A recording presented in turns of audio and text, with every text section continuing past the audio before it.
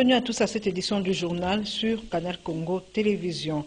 La Cour constitutionnelle a procédé ce mardi au tirage au sort pour renouveler le tiers de sa composante, comme le veut chaque 3 ans la Constitution. Dieudonné Kalouba a été ainsi tiré au sort. De ce fait, il perd sa qualité de président de cette haute juridiction, de même qu'Évariste Prince Funga, issu du Conseil supérieur de la magistrature, quitte la Cour constitutionnelle. Suivez ce commentaire de Gisèle Etoko, rendu ici par Maxime Macab. Les juges de la Cour constitutionnelle ont décidé, après tirage au sort, de la déchéance des 2 juges. Il s'agit de Dieudonné Kalouba, président de cette institution, et Évariste Funga. Ils sont tombés à l'issue de cette séance de tirage organisée conformément aux dispositions des articles 158 alinéa 4 de la Constitution et 6 alinéa D de la loi organique numéro 3/026 du 15 octobre 2013 portant organisation et fonctionnement de la Cour constitutionnelle. En effet, Dieudonné Kalouba, tiré au sort, perd à ce titre sa qualité de président de cette haute juridiction, une année seulement après sa nomination. Évariste Prince Funga, issu du Conseil supérieur de la magistrature, a lui aussi été tiré au sort et quitte la Cour constitutionnelle. En ce qui concerne le remplacement du 3e juge Polycarpe Mongolo, décédé, l'Assemblée nationale devra se choisir un nouveau pour assurer ses postes vacants. Après ce tirage au sort, qui est un exercice légal, il appartient maintenant à chaque composante, à savoir Parlement, Président de la République et Conseil supérieur de la magistrature, de désigner chacune un nouveau membre afin de permettre à cette juridiction d'afficher complet. Et une fois à proposer par toutes ses composantes, les 3 juges seront nommés par ordonnance présidentielle signée par le chef de l'État. Le président de la Chambre basse du Parlement a convoqué ce mardi la conférence de présidents en vue de la levée des options par rapport à la loi électorale. Ainsi ont-ils décidé de poursuivre la procédure. Une plénière est ainsi programmée ce jeudi 12 mai pour la levée des options autour d'un consensus au sein de la grande majorité auquel devrait être associée l'opposition parlementaire qui malheureusement a pris ses distances. Suivez. À l'ordre du jour de cette réunion était inscrite la question de la méthodologie d'organisation de la plénière consacrée à la levée des options de la loi électorale. Les options sur les modifications de certaines dispositions de la loi électorale en vigueur proposées par le G13. Un seul point inscrit à l'ordre du jour, c'est la méthodologie pour l'organisation de la plénière consacrée à la levée des options sur la loi électorale. Les options sur les modifications de certaines dispositions de la loi électorale en vigueur proposées par les groupes de G13. Il vous souviendra qu'après un débat qui a pris 3 jours sur la loi électorale, le bureau de l'Assemblée nationale avait invité l'opposition parlementaire de venir déposer auprès du bureau la liste des dispositions qui requièrent les consensus en vue de permettre les échanges. Après 3 jours d'attente, rien n'a été enregistré. Sur ce, la conférence des présidents a décidé de continuer avec la procédure. Ça veut dire quoi? Une séance plénière est programmée ce jeudi pour lever les options. Ça veut dire qu'un consensus qui a été trouvé au sein de la grande famille majorité, dont on a voulu aussi faire associer l'opposition parlementaire, qui s'est retirée d'office. Alors, au cours de cette séance qui est programmée pour ce jeudi, il sera question de lever les options. Après que ces options soient adoptées par la plénière, elles seront versées à la commission PAJ pour que la commission PAJ puisse faire le toilettage et ramener un texte amélioré au niveau de la plénière pour son adoption. Et puis la vice-première ministre et ministre de l'Environnement et du Développement durable séjourne depuis le lundi à New York aux États-Unis d'Amérique. Eve Bazaïba Massoudi participe pour le compte de la RDC à la 17e session du Forum des Nations Unies sur les forêts. Reportage d'Oudou Montiré. Pendant 5 jours, les participants à cette 17e session du Forum des Nations Unies sur le forêt vont plancher sur la mise en œuvre du plan stratégique des Nations Unies pour le forêt 2017-2030 et se pencheront également sur des activités à l'appui de priorités thématiques pour l'exercice biennal 2021-2022. Dans son allocution lors de l'ouverture solennelle de cette session ce lundi, la vice-premier ministre, ministre de l'Environnement et du Développement durable, a rappelé non seulement les potentialités environnementales de la RDC, et aussi le service écosystémique des forêts en faveur de l'humanité. F. Bazaïba a relevé les efforts qu'entreprend le gouvernement congolais pour assurer la gouvernance forestière de façon efficiente. C'est le cas des mesures prises de l'assainissement du secteur forestier et qui ont pu sauver plus de 3 millions d'hectares des forêts. À la suite de l'intervention de la France, F. Bazaïba attire l'attention de la communauté internationale sur le lien qu'il faut désormais établir entre la guerre et la préservation de l'environnement, ou mieux des forêts. La 17e session du Forum des Nations Unies sur les forêts examinera les préparatifs de l'examen à mi-parcours en 2024 de l'efficacité de l'arrangement international sur les forêts dans la réalisation de ces objectifs, y compris la stratégie de communication et de sensibilisation du plan stratégique de l'ONU pour les forêts 2017-2030. Une nouvelle incursion a eu lieu dans la nuit de lundi à mardi 10 mai par des éléments rebelles de Codeco au site de l'Oda situé à 3 km de la zone de Fataki. Ce bilan fait état de 15 enfants tués à coups de machette. La société civile du coin appelle à l'intervention urgente du gouvernement pour stopper ce genre de drame. Ainsi plaide-t-elle à la permutation des éléments qui ont passé plus d'une année dans différentes zones en Ituri. Maxime Makabou a joint Dieudonné Lossa de la société civile au téléphone.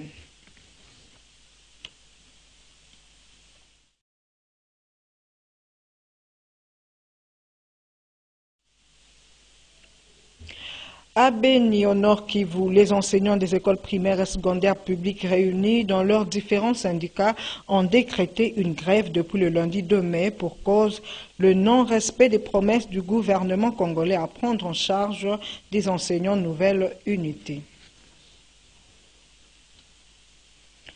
Plusieurs baleinières brûlées, 5 personnes portées disparues. Voilà le bilan d'un incendie qui s'est déclaré ce mardi au port général de Maluku. La cause de cet incident est non encore identifiée jusque-là, mais à en croire un témoin trouvé sur place. Un bout de cigarette mal éteint pourrait être à la base de ce drame. Plus de détails dans ce reportage. Port général de Maluku. Plusieurs fûts de carburant stockés dans un baleinière pour un voyage ont pris feu, provoquant ainsi un incendie d'une grande intensité ce mardi 10 mai au port général de Maluku, dans la commune portant le même nom. La cause de l'incendie demeure jusqu'à-là inconnue, mais selon les témoins, un mégot mal ou non éteint pourrait être à la base de la situation. Oui, au moins, côté bilan humain, rien n'est sûr, mais selon le même témoin, 5 personnes seraient portées disparues. Pour ce qui est du bilan matériel, notez que plusieurs baleinières ont été consumées suite à la propagation de feu.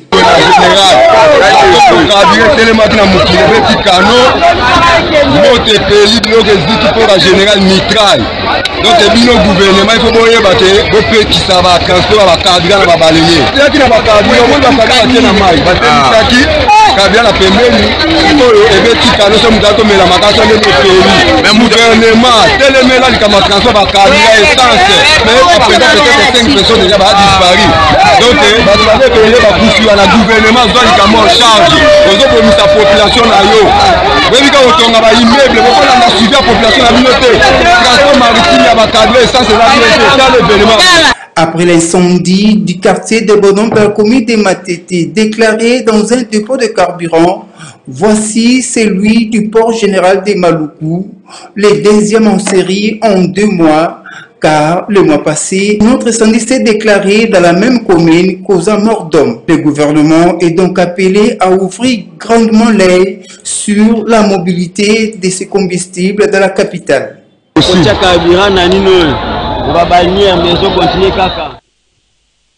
Nouvelle des partis politiques à présent. 2 points étaient inscrits à l'ordre du jour lors de la réunion du bureau politique du MLC Lukunga 2, à savoir la restitution de l'activité organisée le 30 avril 2022 par l'interfédéral du MLC Kinshasa qui portait essentiellement sur l'adhésion massive des nouveaux membres au mouvement de libération du Congo.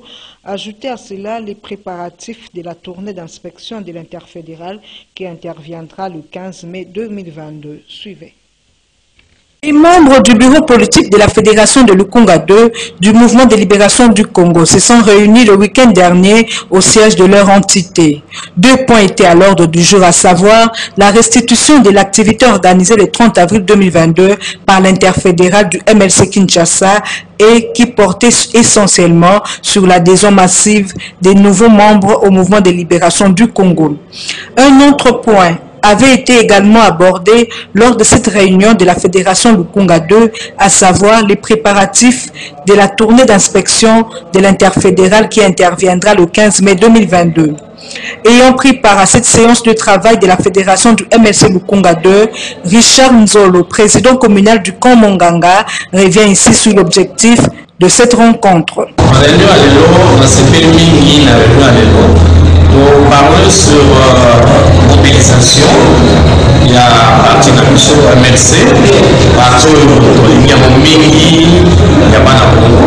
Et puis, nous parlons sur manifestation dans lesquelles nous soyons tous à l'ensemble. De son côté, Adrich Lissimbu, secrétaire exécutif de la Fédération du MLC Lukunga 2, donne également de la voix sur cette réunion. La réunion du bureau politique de la Fédération Lukunga 2 essentiellement était basée sur 2 ordres du jour. Le premier, c'est la restitution de l'activité du 30 avril de l'interfédéral accueil de l'art. La deuxième, sur la mobilisation pour l'accueil de l'interfédéral en date du 30 juin. On a essentiellement martelé sur la mobilisation parce que les présidents communaux sont un peu mous. On devait un peu les stimuler pour que l'accueil se fasse vraiment en rond et que l'interfédéral puisse voir que la commune de Ngadema est en train de gagner.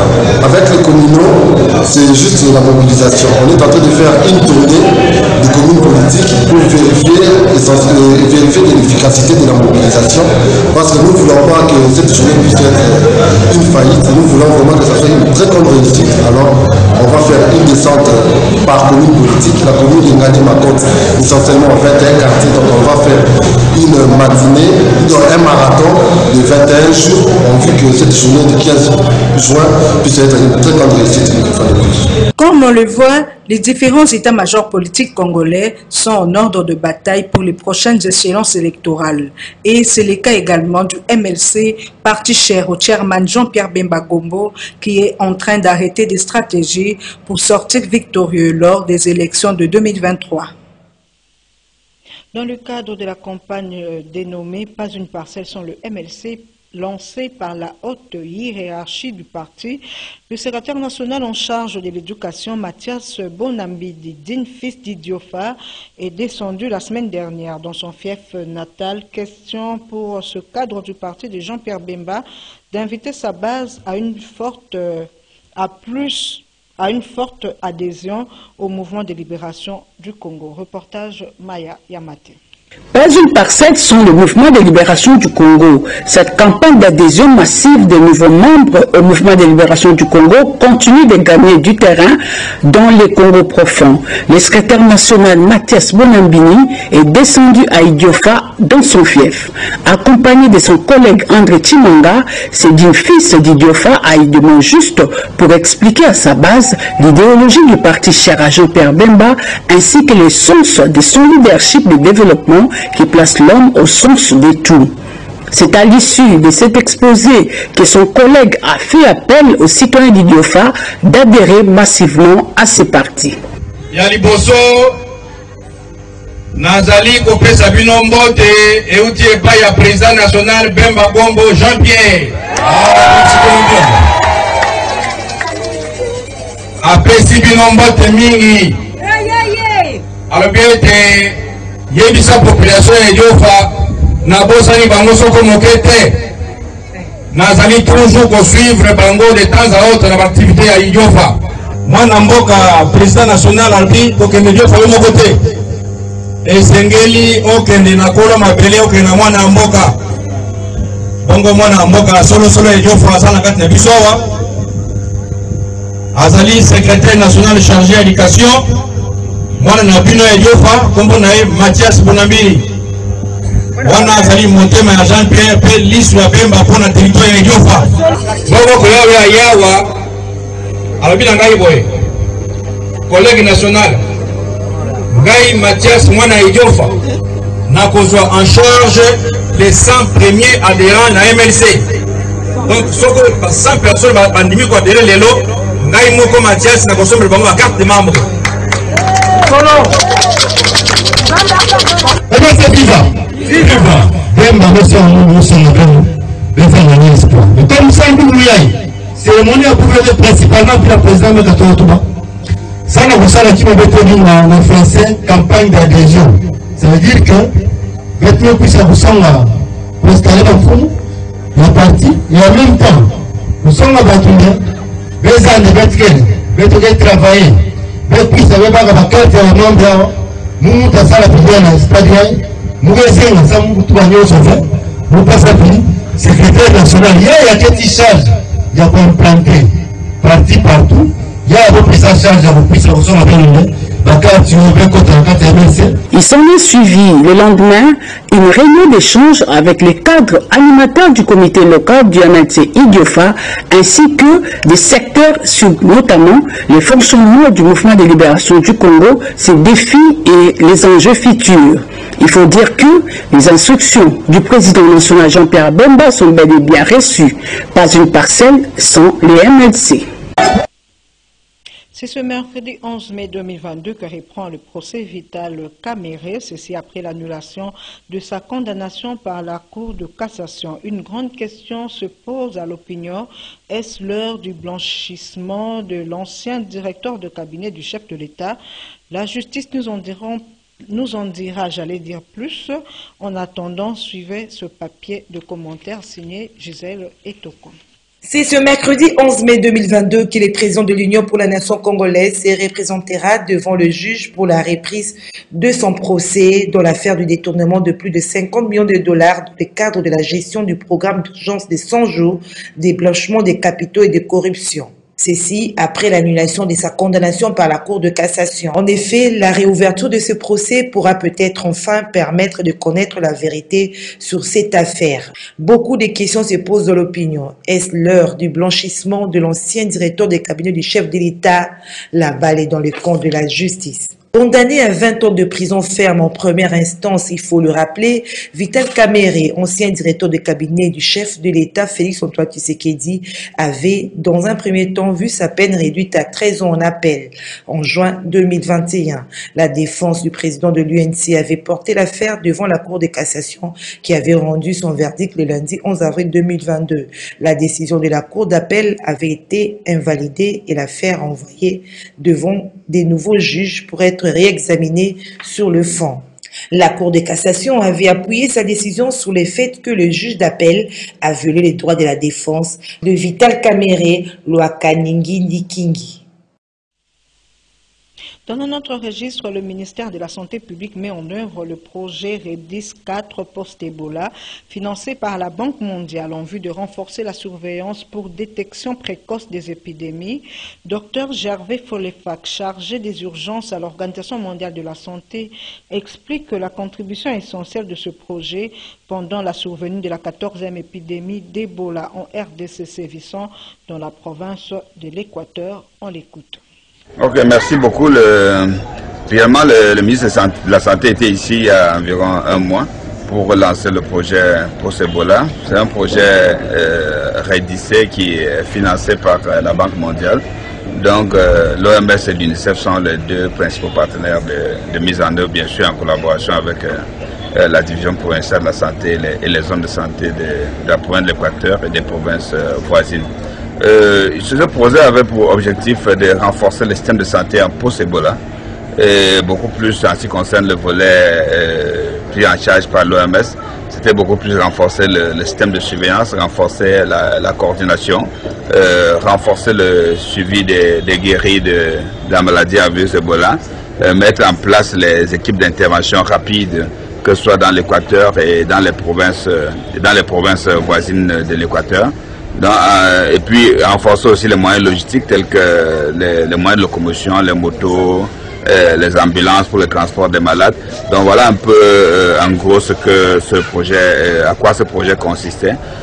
Pendant que on avait commencé la mise en œuvre de ce projet, il y a la 4e épidémie de la maladie à virus Ebola qui est survenue dans la province de l'Équateur, particulièrement dans la ville de Bandaka.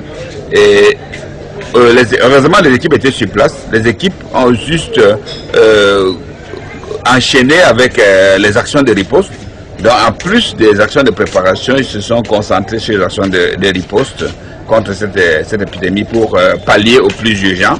Donc maintenant, il est nécessaire de concilier les actions de préparation, les renforcements du système de santé tel que prévu dans le projet REDIC et les actions de réponse pour pouvoir couper rapidement la chaîne de transmission de cette maladie.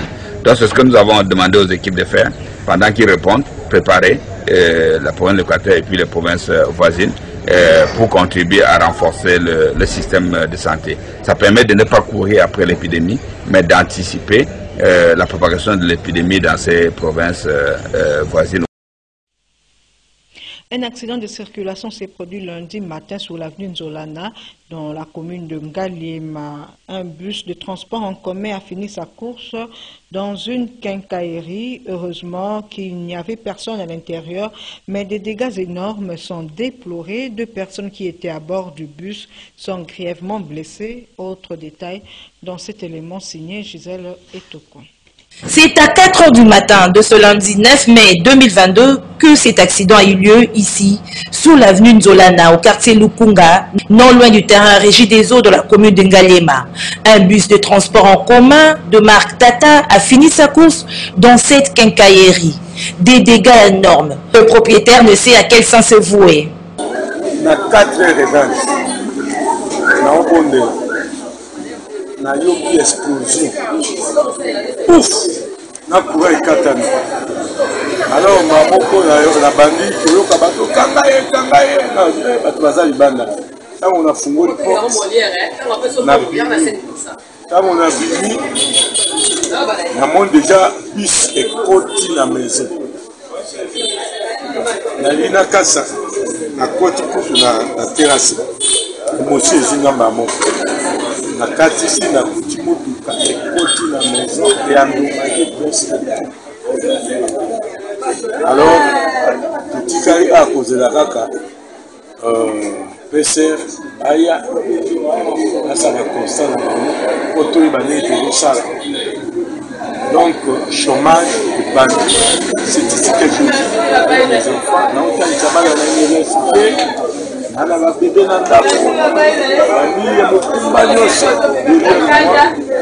et chômage ebandi sikoyo soki leta azwi makambo na bref délai nayebi te soki osuka ndenge parce que badega ya boye nayebi te korepare yango faut l'État apaiser.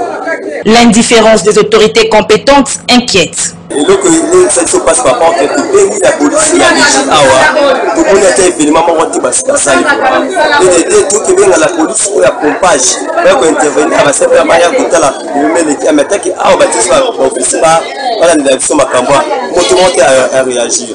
Ça se passe par quatre droits, parce que là, on va dire à Bambon, à Montagne, la population est formée, ça va intervenir. C'est par là que non, ça se passe par rapport à qui chef de l'État. 2 personnes qui étaient à bord de ce bus ont été grièvement blessées selon les témoins. Le chauffeur a pris la poudre d'escampette. Il ne fait pas beau vivre ces derniers temps au port fluvial Baramoto dans la commune de Gombe. En effet, l'excès d'immondices au fleuve a provoqué la pollution des eaux qui rend invivable ce port. Les riverains pointent d'un doigt accusateur la construction de la cité du fleuve qui serait à la base de cette situation. Regardez.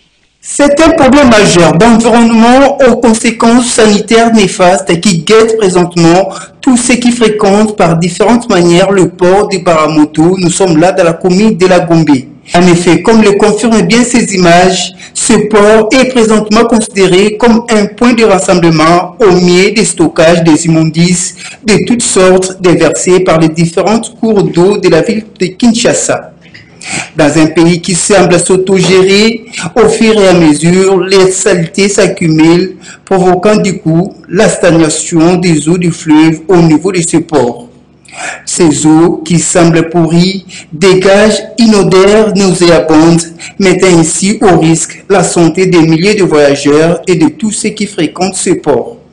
eloko oyo bazolobela transition écologique ezali boye sikoyo bozomona mabongo nyonso oyo cc okuna baramoto okuna lomati nyonso a plus tard eza kokufa.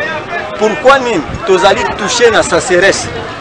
Donc transition écologique moyi eleki canicule moyi eleki bakati banzete mobulu tango bazopekisa kokata nzete te effet na yango ma ezokule te ma estanye etemi po mouvement ya nini ekauki kuna na likolo entrée ya mai oyo ya OCC ekauki du mai po eleka awa ekende boye eza koleka lisu te mai ekauki zelo ekangi yango. Alors il faut dragage. Alors moto moko akodrage awa azate et awa ezali intérêt général bamasu etelemaka awa edécharger mais sikoyo il n'y a pas moyen de décharger mais eloko nini bakonzi baza kosala zelo lokola etondi bakokaki kodrage mais c'est déjà tard. Awa ça va coûter plus cher pour kodrage et puis moteur ezali kuna oyo atongi likolo kuna totanga kombo kuna te atongi cité munene mais c'est un danger yango ekalema yo moni ok ezaki kuna ezaki polele vaste mais moto tongi bien sûr pour na bongo na yo mais effet na yango c'est pour la population moni pollution oyo ezali ko salema solo wana ya biloko ndingi na ndingi bipolu banini mais pour la population nyonso evandi awa. Il est impérieux que les autorités compétentes se saisissent de la situation en effectuant une descente sur le terrain, car la santé de milliers de Congolais en dépend. C'est pratiquement la fin de cette édition du journal sur Canal Congo Télévision. Merci à tous qui nous suivaient de partout et très spécialement à Francis Bonane Betofé, le footballeur international congolais qui nous suit à partir de la Suisse. Je vous retrouve demain, mercredi, dans une nouvelle édition. Au revoir.